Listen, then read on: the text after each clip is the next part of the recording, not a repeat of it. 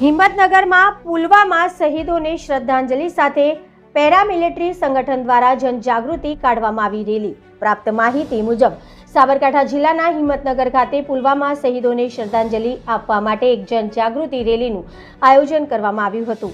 શનિવારે યોજાયેલી આ રેલી નિવૃત્ત અને શહીદ કલ્યાણ ટ્રસ્ટ પેરામિલિટરી સંગઠન દ્વારા યોજવામાં આવી હતી। આ રેલી શહેરના બસ સ્ટેશનથી શરૂ થઈને ટાવર ચોક સ્થિત હિંમત હાઈસ્કૂલના પરિસરના સભામાં પરિવર્તિત થઈ હતી। આ રેલી તારીખ 14 ફેબ્રુઆરી 2019ના રોજ પુલવામા થયેલા આતંકવાદી હુમલામાં થયેલા પેરામિલિટરી ફોર્સના જવાનોને યાદ કરવા અને તેમને શ્રદ્ધાંજલિ આપવાના ઉદ્દેશથી યોજવામાં આવી હતી।